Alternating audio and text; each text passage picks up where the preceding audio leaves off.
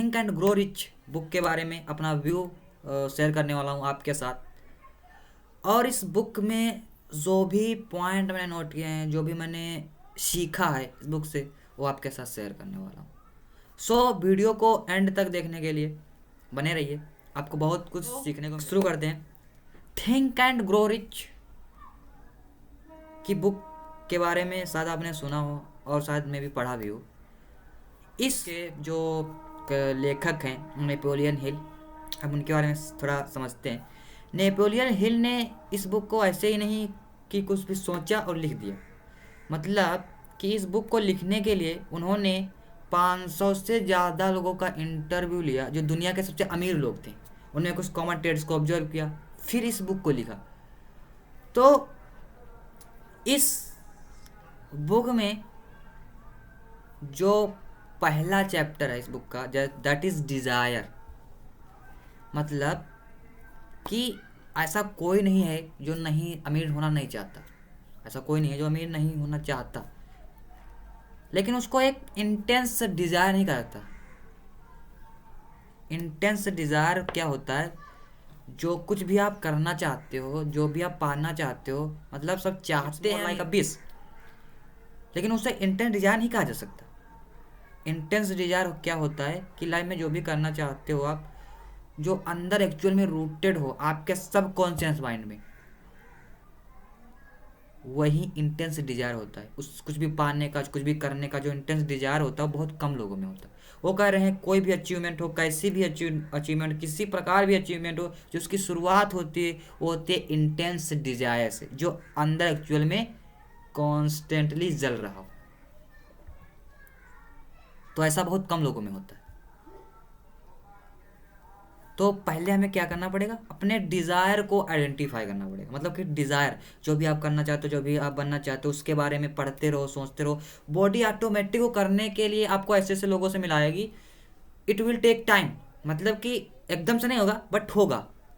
आपके अंदर ये विश्वास होना चाहिए कि ऐसा होगा। इट विल टेक टाइम, मतलब टाइम लगेगा, बट हाँ होगा, ये आपके अंदर विश्वास होना चाहिए। उसके बारे में सोचते हो। जैसे हमने डिज़ायर को आइडेंटिफाई कर लिया, उसके बाद क्या करना पड़ेगा? हमें उसके बारे में सोचना पड़ेगा। दूसरा चैप्टर इस बुक का है ऑटो सजेशन। तो ऑटो सजेशन का और एक नाम दे, दैट इज रेपिटेशन। मतलब बार बार आपको रेपिटेशन करना पड़ेगा। किसी भी स्किल को अगर एक्वायर करना है तो हमें उसके बारे में प्रैक्टिस करना पड़ेगा, बार बार उसकी प्रैक्टिस करना पड़ेगा। उसी तरह से अगर कोई का आपका डिज़ायर है, अगर उसको बर्निंग डिज़ायर बनाना है, तो उसके बारे में रेपिटेशन करना पड़ेगा, उसके बारे में सोचना पड़ेगा, उसके बारे में लिखना पड़ेगा, सब कुछ करना पड़ेगा। तब क्या होगा? उसी तरह से आपके माइंड में उसी तरह के थॉट्स आएंगे, उसी तरह के आपका माइंड उसी तरह से सोचना चालू कर देगा। जैसे हम क्या करते हैं, जब हम गाड़ी चलाना सीखते हैं तो क्या अपने कॉन्शियस माइंड से गाड़ी चलाना सीखते हैं? राइट। हम जब गाड़ी चलाना सीखते हैं तो कॉन्शियस माइंड से पहले गाड़ी चलाना सीखते हैं, लेकिन जब गाड़ी चलानी आ जाती है तो गाड़ी अपने आप चलती है, मतलब कि सब कॉन्शियस माइंड से चलती है। हम कुछ माइंड में और ही सोच रहे होते हैं, वो गाड़ी अपने आप चलती है। ऐसा किस लिए हुआ? क्योंकि हमने अपने माइंड को प्रोग्राम कर दिया। राइट, अपने माइंड को प्रोग्राम कर दिया। अब हमें सोचना नहीं पड़ता गाड़ी चलाने के लिए, गाड़ी ऑटोमेटिक चल रही है। आप जब भी ऐसा करोगे, मतलब डिज़ायर को बर्निंग डिज़ायर बनाओगे, तो उसी तरह के आप थॉट्स आएंगे। जैसे फॉर एग्जाम्पल आपको दे रहे हैं, जैसे आपने कहा मुझे ये कलर की ये गाड़ी चाहिए, तो क्या होगा? इससे आपके माइंड में कुछ केमिकल रिलीज होंगे। तो क्या होगा? आप कहीं भी जा रहे होगे, आपको अगर वो गाड़ी दिख जाएगी, कहीं दूर से भी जा रही तो दिख जाएगी, क्या होगा? आपका माइंड जो है वो फोकस हो जाएगा। ये इस बुक की खास बात, मतलब कि डिज़ायर के ऊपर काम करना पड़ेगा, उसके बाद बर्निंग डिज़ायर बनाना पड़ेगा। मतलब डिज़ायर एक क्या है? एक बीज की तरह है। मतलब बिना डिज़ायर के कुछ भी नहीं होगा। इनफैक्ट बिना बीज के कुछ भी नहीं होगा। डिज़ायर क्या है? एक बीज की तरह, लेकिन बिना बीज के भी कुछ भी नहीं होगा। ये भी बात समझने वाली। जैसे खाद देना पड़ेगा, पानी देना पड़ेगा, सब कुछ करना पड़ेगा, हार्ड वर्क करना पड़ेगा, तो करना पड़ेगा ना, उसके बिना कुछ नहीं होगा। ऑल्दो ये समझने वाली बात है कि हमें उसके बारे में, हमने कहा खाद पानी सब कुछ देना पड़ेगा, आपको उसके बारे में सोचना पड़ेगा, ताकि वो जो आपका डिज़ायर हो डिफिनिट हो जाए कि आप क्या करना चाहते हो, क्या बनना चाहते हो, कहाँ पहुँचना चाहते हो, डिफिनिट जब हो जाता है तुम्हारा माइंड फोकस हो जाता है उसे अचीव करने के लिए। जो भी कॉमन क्वालिटी उन्होंने देखी है सब सारी चीज़ें बुक में लिखा आपने। उन्होंने एक और इस चैप्टर की बात की, दैट इज़ इमेजिनेशन। उन्होंने कहा इमेजिनेशन की भी बहुत बड़ी पावर है कि आपकी फॉर एग्जांपल आज रियलिटी बहुत मतलब करंट रियलिटी मतलब कि एक लोअर मिडिल क्लास की है, आप पहुंचना वहाँ चाहते हो तो उस सिचुएशन को अपने आप में इमेजिन करना पड़ेगा।